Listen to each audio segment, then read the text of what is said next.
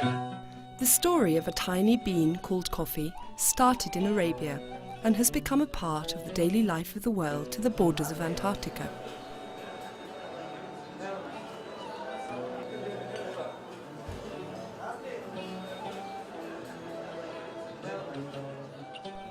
It is thought that the word coffee originated from the Arabic word kawa, and the word kawa originated from the Kaffa region where coffee was grown. Coffee spread to the world from Africa and is made of the ground seeds of the coffee tree.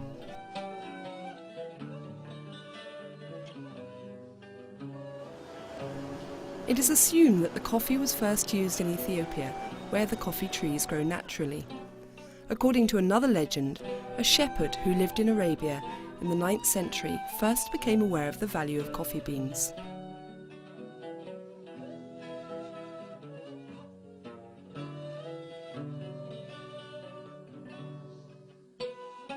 The shepherd, who lived in Kaffa, present-day Ethiopia, noticed that the animals in his herd were more active after eating the red fruits of a kind of bush, and tried the fruits himself. He then experienced the feeling and pleasure given by the coffee and informed others about it, and thereby introduced mankind to coffee.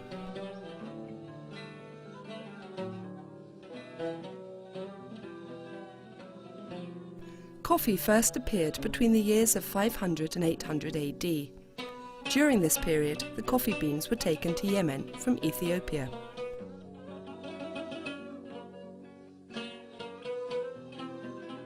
The most credible story about how coffee beans were taken to Yemen from Ethiopia is that one of the great masters of the Sufi sect, Omer Esh Shadili, took the beans from Ethiopia to Yemen himself.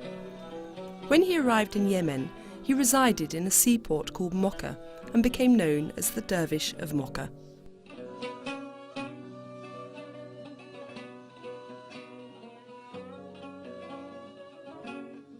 Yes, Mocha coffee that you drink in Starbucks and Gloria Jeans or in fancy French cafes and perhaps presume is French or Italian does in fact come from Yemen. Its name also originates here. The Mocha port was very important during the Ottoman Empire, whereas Europe and the Western world would not meet coffee for another 1,000 years.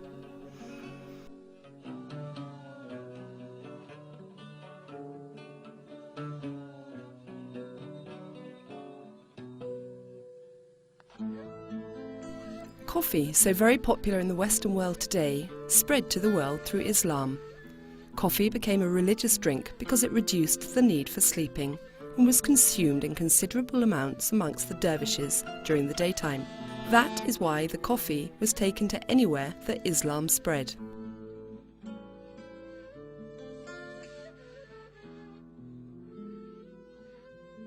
Coffee was taken to Europe for the first time in 1615 by the travellers who went east and was considered a medicine at the start.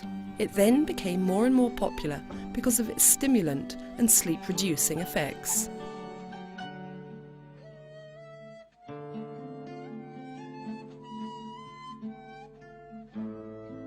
The taste of coffee was appreciated by the Europeans and it reached Marseille in 1644 and then almost instantly to Lyon. This habit spread towards the inner parts of France fast and was introduced to the high society of Paris by the ambassador of the Ottomans, the Emperor Suleiman Agha.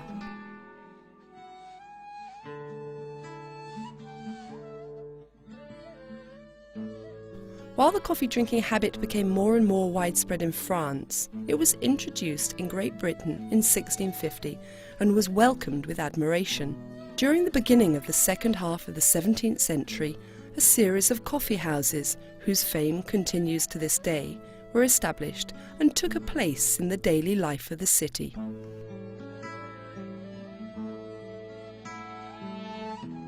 While the coffee houses in Paris were the centres of intellectual activities, they were also serving another group, the progressing bourgeoisie in London. The best examples of this are the coffee houses opened by Edward Lloyd in Tower Street in London in 1687.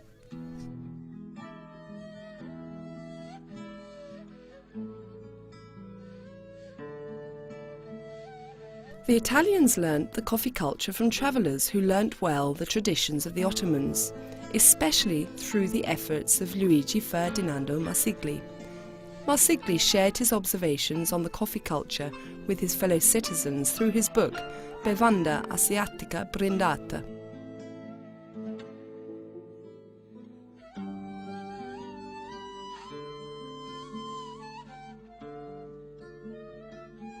The siege of Vienna by the Ottoman Empire introduced coffee to Eastern Europe.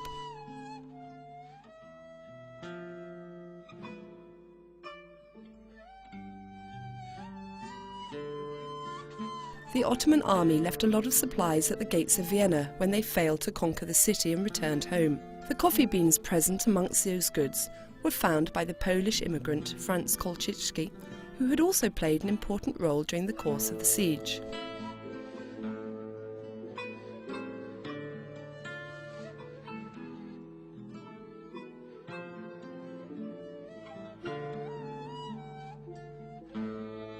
Kolchicki was also the first person to ever open a coffee house in Vienna. After this, coffee became very popular in Europe and countless coffee houses opened.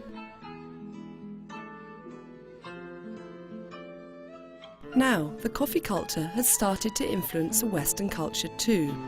J.S. Bach composed his famous coffee cantata because he was so fond of coffee. The coffee culture both created its history and set its seal on social history. The French novelist Pierre Loti, who is famous for his affection of the Turks in Istanbul, was a regular in the coffee houses of Istanbul. A coffee house located in his favourite neighbourhood, where he frequently visited, is now named after him. Amongst the devotees of coffee during the 17th century and onwards are Madame de Pompadour, Victor Hugo, Dumas, Molière, André Gide and Honoré de Balzac.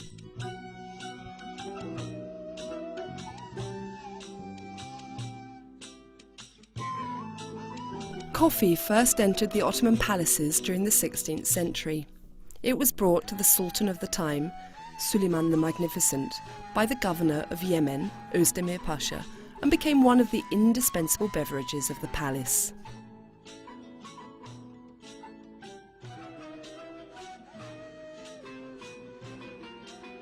Turkish coffee was served in the majestic halls of the Ottoman palaces to the Sultan by a team of 40 coffee-making experts. The people who were commissioned to prepare coffee for the Sultan were Kahveci Basha, the head of the coffee makers.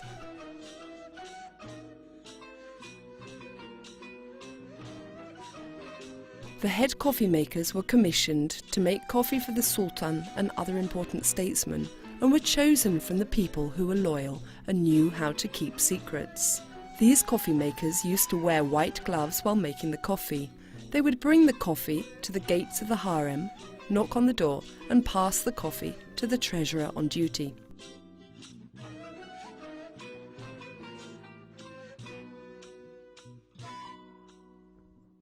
Turkish coffee had taken its place in the social life of Turkish society and had become an indispensable part of Turkish hospitality. There is a Turkish saying, "A cup of coffee creates respect for 40 years for the one who offers it," and this saying reflects how important coffee is in Turkish culture.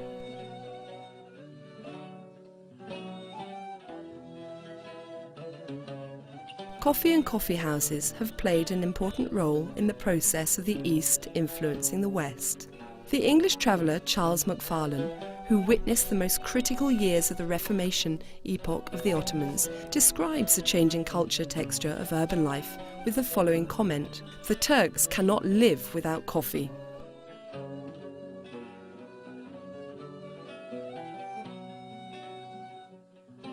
The above comment from an Orientalist refers to the image of traditional Turkish people who began to put the pleasures of coffee and tobacco above all in the whirlpool of the culture of the changing lifestyles. This is also the portrait of an Oriental person who is the master of the space he has created.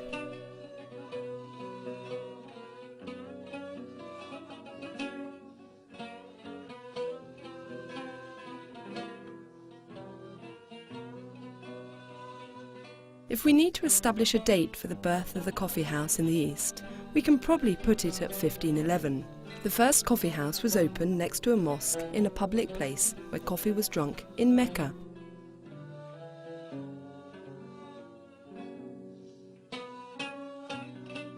The first coffee houses were opened in Istanbul in 1555 with the approval of the Sultan. The Turkish historian Pejevi, who lived in the 16th century, wrote, "In 1554, a merchant called Hakem from Aleppo and an effendi called Shems from Damascus came to Istanbul. Both of them opened their coffee houses in Tahtakale district and started to sell coffee to their customers."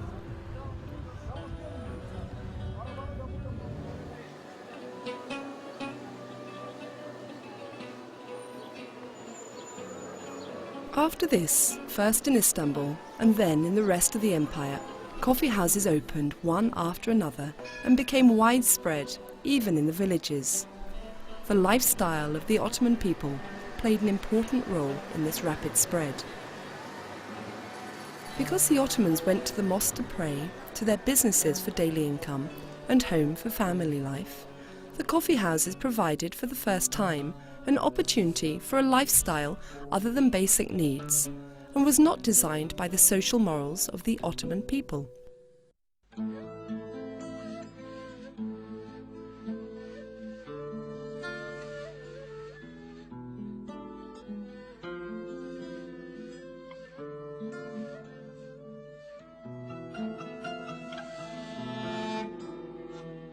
During the Ottoman era, different kinds of coffee shops were established for different kinds of customers.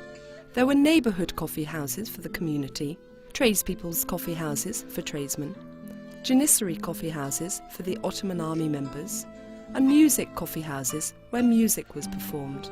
The imaret coffee houses were established adjacent to the places of worship, and public storytelling coffee houses were where actors told and acted stories for the public. The list is endless.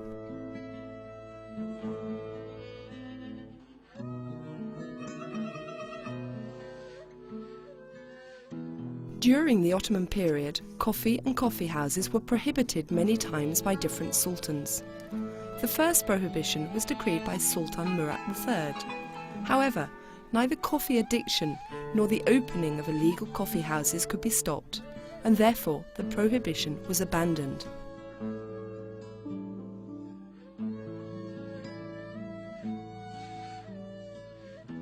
During the reign of Sultan Mehmet III, coffee houses were transformed into centres of opposition. Students of Muslim theological schools, senior bureaucrats, tradesmen experiencing financial crises, and janissaries complaining about the government, together made the coffee houses centres for political opposition.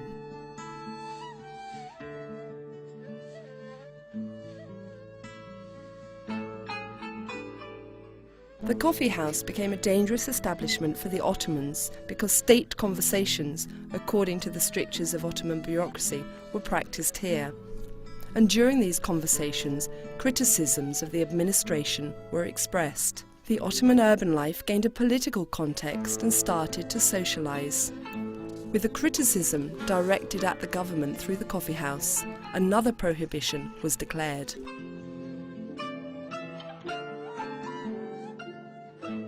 At the beginning of the 17th century, during the reign of Sultan Ahmet I, coffee, together with tobacco, were prohibited again. However, this prohibition was as ineffective as the previous ones.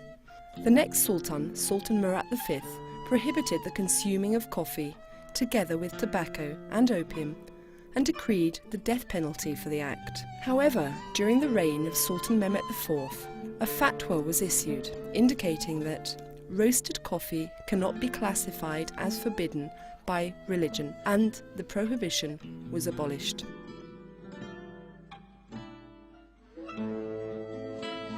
In 1826, the coffee houses were once again prohibited, while the Guild of Janissary was abolished, but drinking coffee remained legal. In 1830, the prohibition of coffee houses was removed. After this date, instead of closure and prohibition, control mechanisms were developed to keep a tight rein on the coffee houses.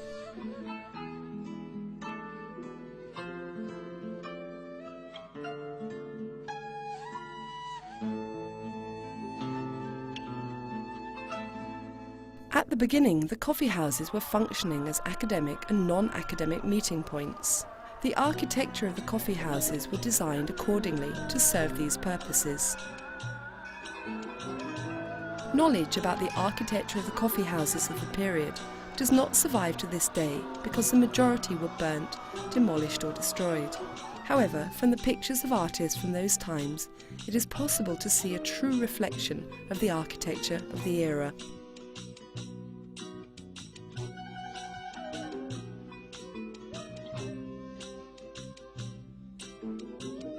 In present-day Istanbul, coffee houses, similar to the first established, are still in service. Madrasa of the Ali Pasha of Çorlu, situated in Beyazıt in Istanbul, is one of them.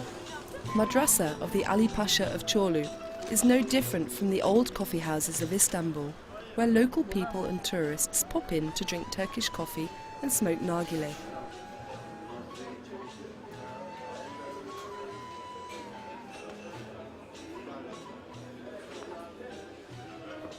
A classical coffee house used to have a square-shaped entrance known as the central square. 3 or 4 sides of this space were covered with seating 1 metre wide.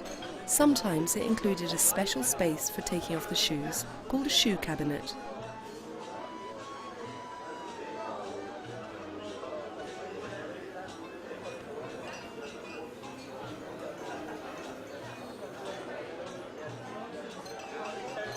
The main part was elevated from 20 to 30 centimetres high, and this part was surrounded by seating another 30 centimetres high.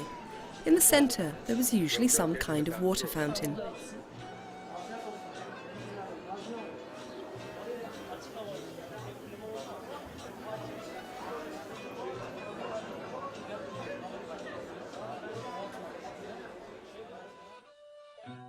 In the most dominant parts of the coffee house, there was a hearth. On both sides of the hearth, there were 3 or 4 road shelves for coffee cups and other equipment.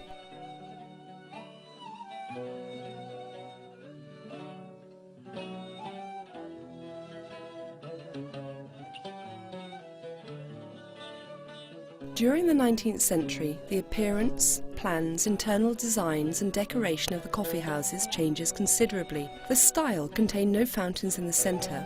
Instead, a platform for musicians was usually built.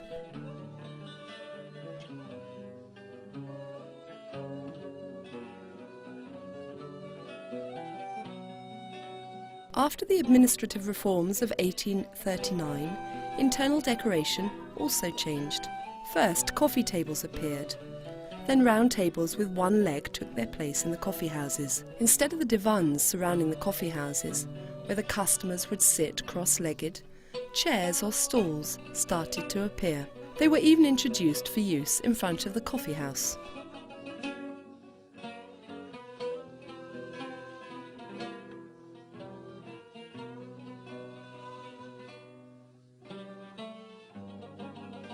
Turkish coffee is the kind of coffee leaving the longest lasting taste in the mouth. The coffee type made of high quality coffee beans of the Arabica species is not grown in Turkey, but is called Turkish coffee because of the method by which it is made. In order to maintain that perfect taste, the coffee beans should be consumed immediately after being roasted, or should be packed in a fashion that allows them to keep their aroma.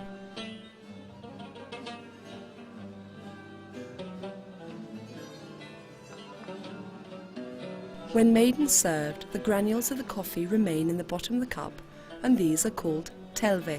This is an indication of how healthy the coffee is.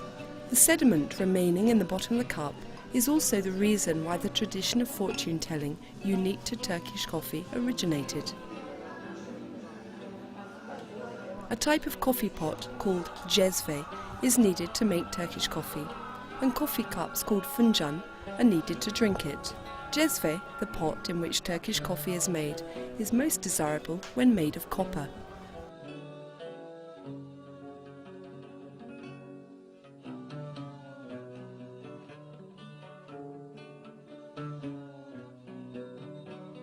Fincan is a kind of cup in which Turkish coffee is served. Fincan, with their variety of decorative designs and colour, are a crucial part of the culture of Turkish coffee. Fincan and cezve are a prerequisite to the ceremony of Turkish coffee.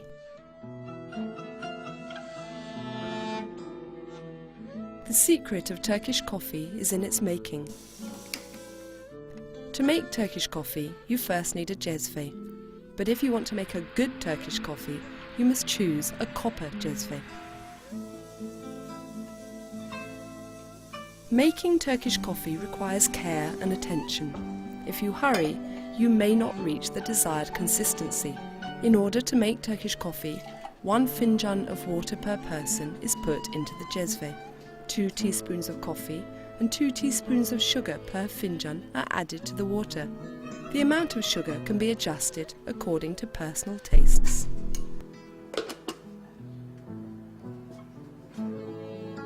Turkish coffee can be made using different amounts of sugar. Plain coffee, coffee with a little sugar, coffee with normal quantities of sugar, and then sweet coffee are all available. Water, coffee and sugar are mixed thoroughly on a low heat. It is cooked until the surface of the coffee becomes foamy. Then the foam is distributed equally between the cups. This part is extremely important because the most important feature of a good cup of Turkish coffee is its foam. If the consistency of the Turkish coffee is not right, there would be no foam. After distributing the foam, the remaining coffee is boiled a bit more and then the cups are filled. It is a custom to serve water alongside Turkish coffee as it prepares the palate for the taste of the coffee.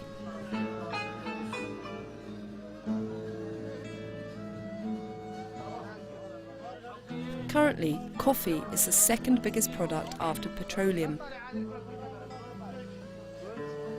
The Tahtakale district played an important role in the spread of coffee throughout the Ottoman Empire and to Europe.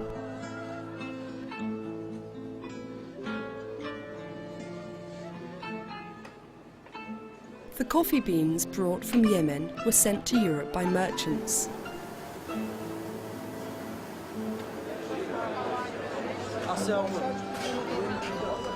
During the Ottoman era, Tahtakale was a centre where coffee beans were roasted and traded. In Tarmish Street in Tahtakale, the offices of the merchants trading in coffee were located.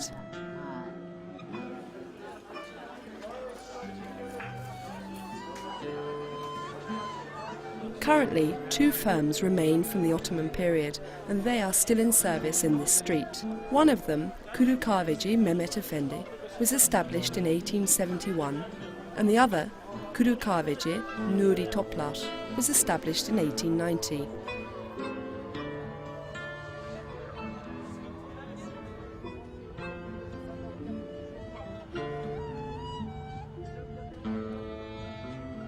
The corner, situated crosswise opposite from Boluk Pazarı, Hasarcılar Gate of the Egyptian Bazaar, is the place of Tarmish Street, and therefore the location of the famous coffee merchants for more than a century. The Boluk Pazarı, Hasarcılar Gate, which is one of the famous 6 gates of the Egyptian Bazaar, is also called Tarmish Gate amongst the locals.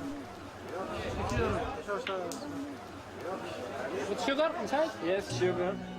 In Arabic, Tarmish means the place where coffee beans are roasted, and Tarmish Street is the name given to the place and the street T-junctioning this area. Here, coffee firms settled and survived to this day with little change over the last 100 years. When you enter Tarmish Street, you can enjoy the delicious smell of coffee and may even feel a slight dizziness.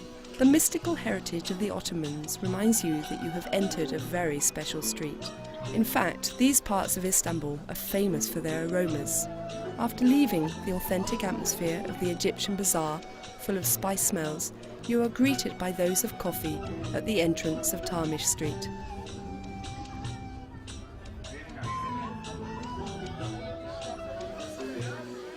The most important qualities of Turkish coffee come from its roasting and grinding. If it is over-roasted, it can be bitter and cannot be drunk. If it is insufficiently roasted, it can remain raw and won't develop its distinctive flavour.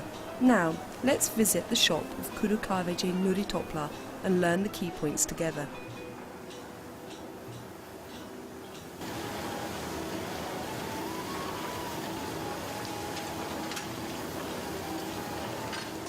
odun daha lezzetli olduğu için biz bu sistemi bozmuyoruz. Şimdi mazotla kavrulan kahve ile odunla kavrulan bir olmuyor. Odunla kavrulan daha lezzetli bir tat çıkarıyor. Mazot ise o dumanın şeyinden lezzet vermiyor. The coffee beans are put into the roasting stove, which is heated by a wood fire and has been used in this establishment since 1890. Roasting the coffee properly is a skill transferred from master to apprentice.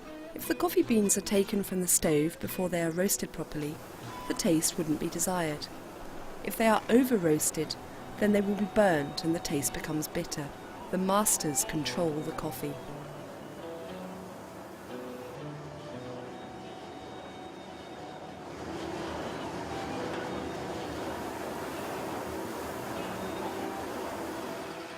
The second step in making Turkish coffee is grinding the coffee beans.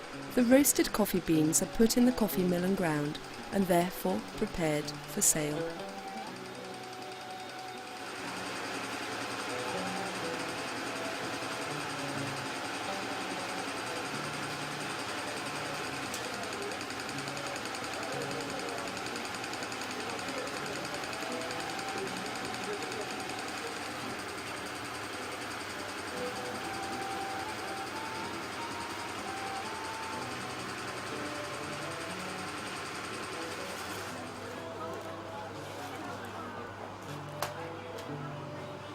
Firmamız 120 senedir kahve üzerine çalışmaktadır. Bir asırı geride bırakmış firmamız. Kahve bize Brezilya'dan geliyor. Çiğ çekirdek olarak en iyi kaliteyi Türkiye'ye getirtiyoruz. Odun ateşinden kavurduktan sonra en ince çekim olarak değirmenlerimizde öğütüyoruz. Ondan sonra müşterilerimize sunuyoruz.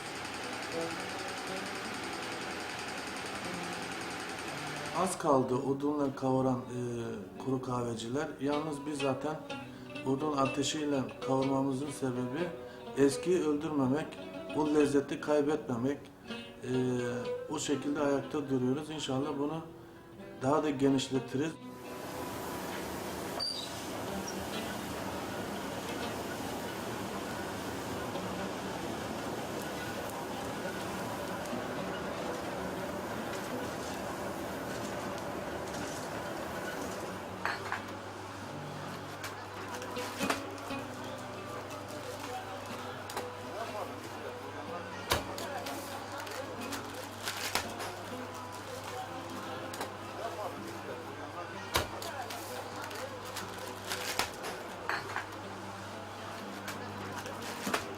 The last chain in the ceremony of Turkish coffee is the fortune telling.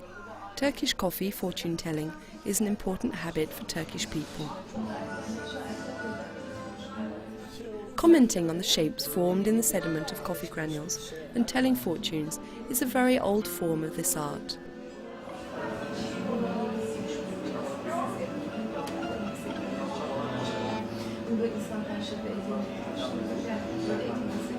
This type of fortune telling used to be performed in the houses of the Turks and in other Muslim countries by the psychic fortune tellers.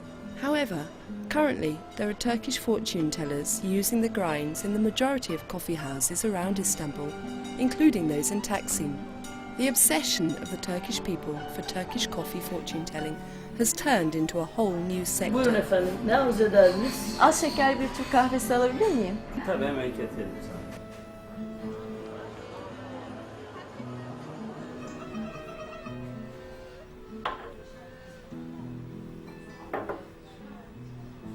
Teşekkür ederim. Afiyet olsun.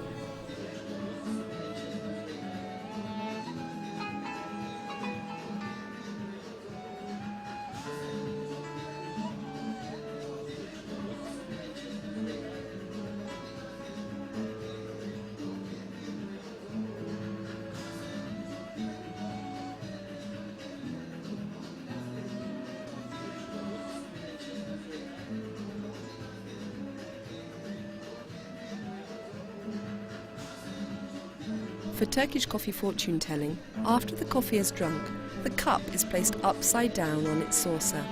The person who has drunk the coffee and wants their fortune told makes a secret wish while turning the cup upside down.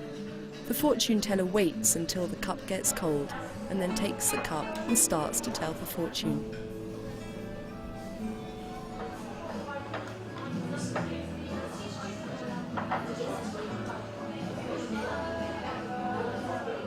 The fortune teller makes comments on the patterns formed by the coffee granules remaining in the cup.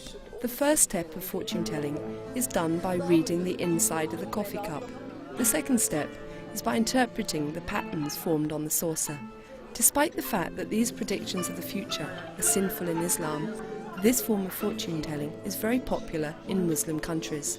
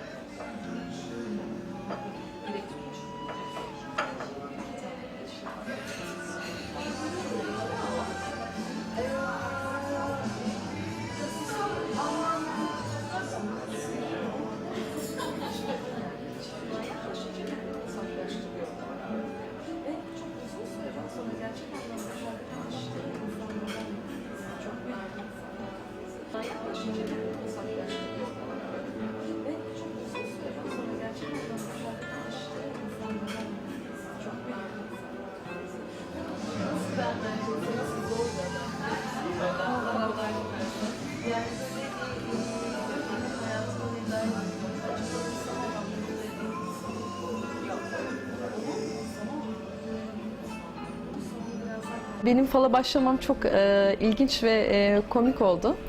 Ya ben çocukluğumdan beri böyle evde fal, işte annem bakarken onunla birlikte fal bakardım ama profesyonel olarak fal bakmaya başlamam işlettiğim bir kafede falcımızın işten ayrılmasıyla birlikte tamamıyla tesadüfen oldu. O şekilde fal bakmaya başladım ve sonrasında aslında bu işi yapabildiğimi kendimi keşfettim. Türkiye'de çok fazla kadın ve erkeklerin fala meraklı olduğunu görüyorum. Genelde insanlar sıkıntılar yaşadıklarında fal baktırıyorlar ama evet yani fala meraklı olan çok fazla insan var. Orta sınıf yaşayan insanlar bankacılar, öğretmenler ya da doktorlar daha çok işleri için geliyor. Orta sınıfın üstünde yaşayan kadınlar daha çok aşk hayatları için geliyor. Orta sınıfın üstünde yaşayan erkekler iş hayatları için geliyor. Orta sınıfı yaşayan erkekler aşk hayatları için geliyor. Varoşlarda yaşayan insanlar, onlar çok fazla dertli oldukları için hayatlarındaki her şey için geliyorlar. Onlar büyük yıkıntıları çözebilmek adına geliyorlar. Onlardan çok zaten hayatlarını fala göre yönlendirmeye çalışan insanlar. Onlar biraz daha sıkıntı yaratıyor bizde. Yani diyorum ya, sosyal statüye göre aslında geliş amaçları da değişiyor. 18 yaşla ben 65 yaş arasındaki insanlara fal baktım. Ama şöyle söyleyeyim, 45 yaş üstü olan insanlar, 45 yaşla 65 yaş arasındaki insanlar kendileri için değil de daha çok çocukları için fal baktırıyor. Şöyle bir genel inanış var. Hani kadınlar daha çok fazla fal baktırır diye. Ama ben ortalama diyelim ki günde 40 kişiyle yüz yüze geliyorsam bunun 25'i kadınsa diğer geri kalanı erkek oluyor.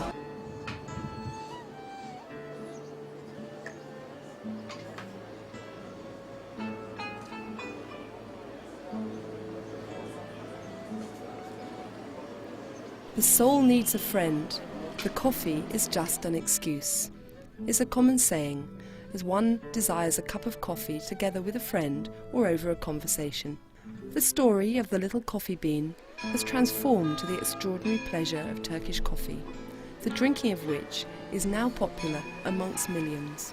Coffee is now associated with concepts such as mystery, love, peace, respect and nostalgia, and it has become an indispensable part of the culture and lives of many.